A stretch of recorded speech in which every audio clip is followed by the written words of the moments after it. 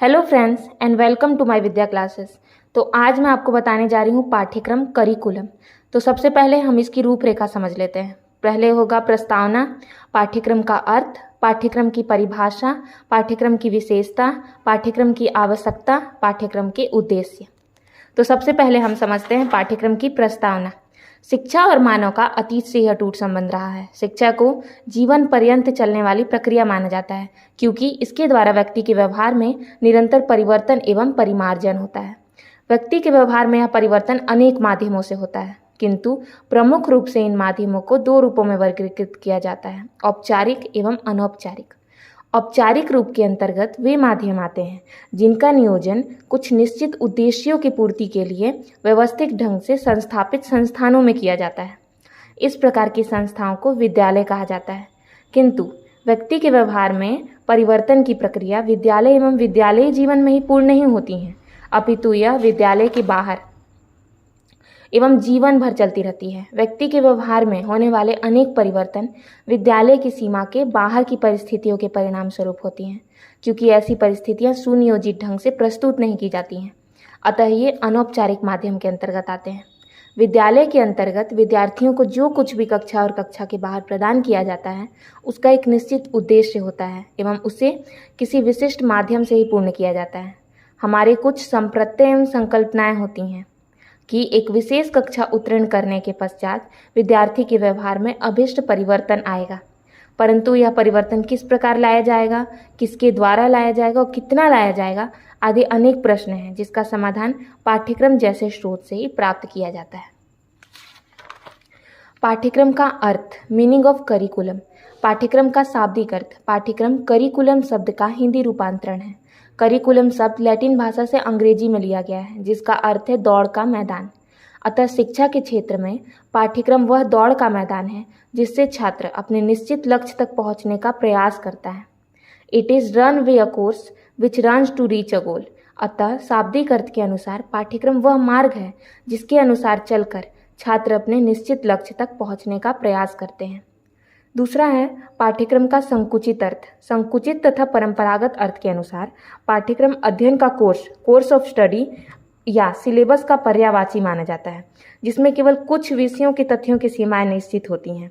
इस प्रकार संकुचित अर्थ के अनुसार पाठ्यक्रम को केवल पुस्तकीय ज्ञान तक ही सीमित रखा जाता है। पाठ्यक्रम का व्यापक अर्थ। वर्तमान में पाठ्यक्रम का स्वरूप व्यापक हो गया है। अब यह केवल अध्ययन का कोर्स या सिलेबस तक ही सीमित नहीं है। अब पाठ्यक्रम के अंतर्गत उन समस्त अनुभवों का समावेश किया जाता है जो व्यक्ति अपने व्यक्तित्व के सर्वांगीण विकास हेतु प्राप्त किया जाता है। अतः व्यापक अर्थ के अनुसार पाठ्यक्रम का तात्पर्य विद्यार्थियों के लिए आयोजित उन सभी अनुभवों तथा क्रियाओं से है जो व्यक्ति और समाज के सर्वांगीण विकास में सहायक होते हैं। पाठ्यक्रम की परिभाषा। तो पहला है कनिंघम के अनुसार, पाठ्यक्रम कलाकार के हाथ में एक साधन है जिससे यह अपने पदार्थ को अपने आदर्श के अनुसार अपने कलागृह में चित्रित कर सकता है। अर्थात पाठ्यक्रम एक शिक्षक के हाथ में वह साधन है, वह उसकी शक्ति है जिससे यह अपने पदार्थ को, अपने शिक्षार्थी को अपने आदर्श उद्देश्य के अनुसार अपने शिक्षालय में अपनी इच्छा अनुसार चित्रित कर सकता है। दूसरा है फ्रॉबेल के अनुसार, पाठ्यक्रम को मानव जाति का संपूर्ण ज्ञान एवं अनुभवों का सार कहा जाता है। तीसरा है किलपैट्रिक के अनुसार, पाठ्यक्रम छात्रों की उस सीमा तक संपूर्ण जीवन है जिस सीमा तक विद्यालय उसे अच्छा या बुरा समझने का उत्तरदायित्व स्वीकार करता है। और पाठ्यक्रम की विशेषता। पाठ्यक्रम विद्यालय क्रियाकलापों का संपूर्ण कार्यक्रम है। अर्थात पाठ्यक्रम में विभिन्न प्रकार के क्रियाकलाप होते हैं, उसका संपूर्ण कार्यक्रम पाठ्यक्रम के अंतर्गत ही होता है। पाठ्यक्रम गतिशील प्रक्रिया है क्योंकि यह विद्यार्थियों को अपडेटेड और प्रासंगिक ज्ञान प्रदान करने के लिए पाठ्य सामग्री को नियमित रूप से संसाधित और अनुकूलित करती है ताकि छात्रों को जानकारी और विशेषज्ञता प्राप्त हो सके।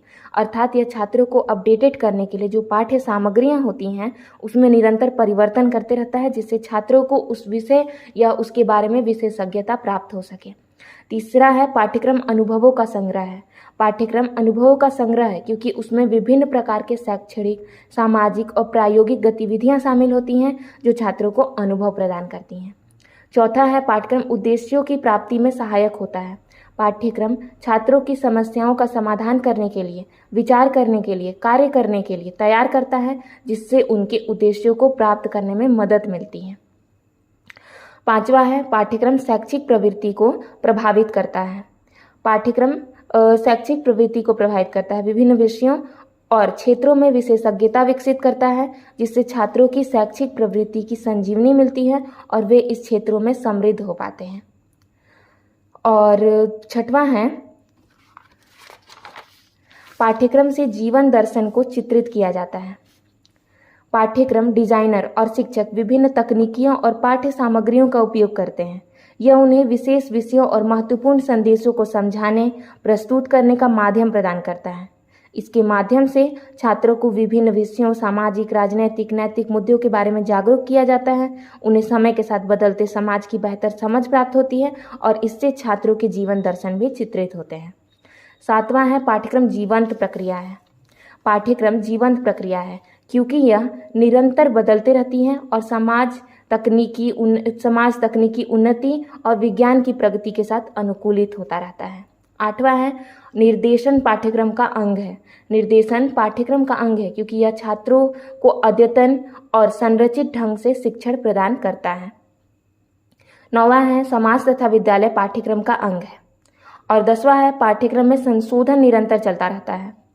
पाठ्यक्रम छात्रों की आवश्यकता और ज्ञान के विस्तार के साथ संशोधन संचालित करती है ताकि पाठ्यक्रम उनके संदर्भों को सही ढंग से पूरा कर सके।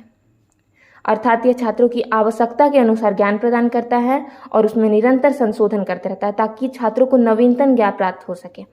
अब है पाठ्यक्रम के उद्देश्य। पहला होगा छात्रों का सर्वांगीण विकास करना।